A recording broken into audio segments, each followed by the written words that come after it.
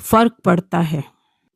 बसंत ऋतु शुरू होते ही सर्दी की ठिठुरन कुछ कम हो गई थी। सुबह की चाय मैंने अपने बगीचे में लेनी शुरू कर दी थी। घास पर छोटी छोटी ओस की बूंदें, क्यारियों में खिले अनगिनत रंग बिरंगे फूल, पेड़ों पर चहचहाते पक्षियों का कलरव, हवा में हल्की सी खुशबू पूरे वातावरण को सुहावना और तरोताजा बना रही थी। जहां तक नजर जाती प्रकृति के रूप में जीवन बिखरा पड़ा था। उस दिन जैसे ही मैं चाय का कप लेकर बगीचे में पहुंची, अखबार वाला अखबार दे गया। मैंने चाय की चुस्की लेते हुए जैसे ही अखबार खोला, मुझे लगा पूरा वातावरण दुख और शोक में डूब गया है। उदय होते सूरज की सुनहरी किरणें लाल हो गई हैं। पक्षियों ने चीखना शुरू कर दिया है। पाँव के नीचे ओस में नहाई कोमल घास मौत की सी ठंडक का एहसास करवा रही थी। समाचार ही कुछ ऐसा छपा था।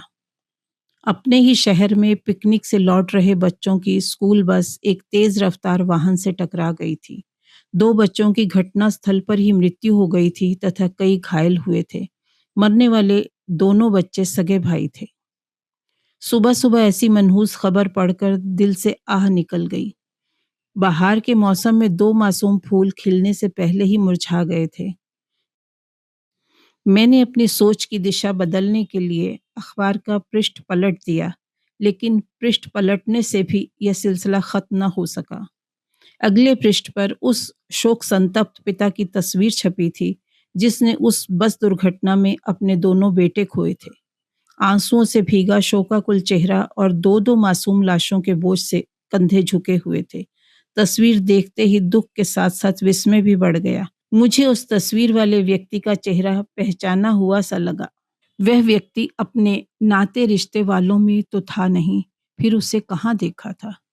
इसी उत्सुकता के वशीभूत होकर मैंने पूरी खबर पढ़ डाली। वह जिस जगह का रहने वाला था, वहाँ मेरा कभी जाना नहीं हुआ था। उसके नाम से भी मैं अनभिज्ञ थी। फिर भी लग रहा था कि वह देखा हुआ था। खबर से पता लगा वह किसी टूरिस्ट कंपनी में ड्राइवर था। दिमाग पर बहुत जोर डाला, लेकिन याद नहीं आया कि ऐसी किसी टूरिस्ट कंपनी के माध्यम से हमारा कहीं जाना आना हुआ हो। बस इतना याद आ रहा था कि उस समय वह इस तरह शोकमग्न नहीं था। तब उसके बड़े-बड़े दांत खसते हुए उसके चेहरे पर बहुत अजीब लग रहे थे। मैं बार-बार अखबार में छपी उस खबर को देख रही थी। मुझे लगता अगर वह व्यक्ति कभी अपना मुंह खोलेगा या हंसेगा तो उसके वही बड़े-बड़े दांत उसके चेहरे से मेल नहीं खाएंगे। मैं इसी सोच में डूबी उस चेहरे की पहेली सुलझाने में लगी थी कि मेरे पति देव बगीचे में आ गए। मैं हमेशा चाय पीकर बगीचे में थोड़ा टहलने के बाद उन्हें जगाती हूँ, लेकिन उस दिन तो मुझे समय का कुछ अनुमान ही नहीं रहा था। आज अखबार में ऐसी कौन सी खबर आ गई? क्या डीए अनाउंस हो गया? जो हमें भी भूल गई, कहते हुए वह आकर पास वाली कुर्सी पर बैठ गए। मैं अखबार में छपी तस्वीर उन्हें दिखाते हुए बोली, देखिए, क्या आपने कभी इस आदमी को कहीं देखा है? कौन है ये आदमी देखें? कहते हुए उन्होंने अखबार मेरे हाथ से ले लिया। अखबार को उल्टा-पलटा, तस्वीर को कई बार गौर से देखा, फिर बोले, नहीं, मैंने कभी नहीं देखा। फिर भी सोचने की कोशिश कर सकता हूँ अगर एक कप गरमा-गरम चाय हो जाए। उनकी बात का कोई उत्तर दिए बिना मैं चाय बनाने चली गई। मैंने आते ही चाय का कप उनके हाथ में थमाते हुए जानना चाहा, याद आया? हम इससे कहाँ मिले हैं? तुम्हें तो हर दुखी के साथ आंसू बहाने की आदत हो गई है एक हालात और तकदीर का मारा बाप, सचमुच इसके साथ बहुत बुरा हुआ है।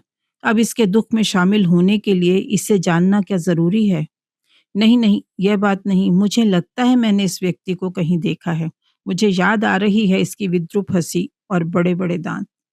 चलो छोड़ो, होगा कोई। इतना बड़ा शहर है, हर रोज़ कितने ही नए चेहरे मिलते हैं, सबको कहाँ तक याद रखा जा सकता है। तुम बच्चों को उठाओ वरना उन्हें स्कूल से देर हो जाएगी। मैं अनमनी सी घर के अंदर चली गई। बच्चों को उठाया, उन्हें तैयार किया, उनके लिए नाश्ता बनाया और शुरू हो गई वही दिनचर्या। घर का काम, दफ्तर की तैयारी वगैरह-वगैरह। उस दिन मैं काम में लगी तो रही, लेकिन उस चेहरे ने मेरा पीछा नहीं छोड़ा। मैं जब-जब अपने दिमाग पर ज़ोर डालती, कभी उसका अट्टहास करता बड़े-बड़े दाँतों वाला चेहरा और कभी आँसुओं के अथाह समुद्र में डूबी वह झुके कंधों वाली तस्वीर, मेरी आंखों के सामने घूम जाती, लेकिन इससे आगे कुछ याद नहीं आ रहा था। शाम को हमेशा की तरह मैं अपने पति के साथ दोपहिया स्कूटर पर दफ्तर से घर लौट रही थी कि एक भीड़ भरी सड़क पर एक तेज रफ्तार टैक्सी आड़ी तिरछी हो वाहनों के बीच से निकलती हुई अपने करतब दिखा रही थी। हमारे अलावा कई अन्य वाहन चालकों को भी उसने चौंका दिया था। तभी एकाएक मेरे दिमाग को जैसे झटका सा लगा। याद आ गया, वह तस्वीर वाला व्यक्ति कौन है, उसे कहाँ देखा था।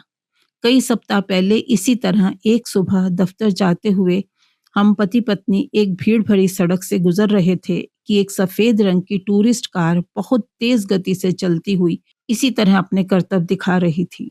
ट्रैफिक के नियमों का उपहास करती, किसी के दाएं से किसी के बाएं से सरपट भागती हुई कई वाहनों के साथ टकराने से बची थी।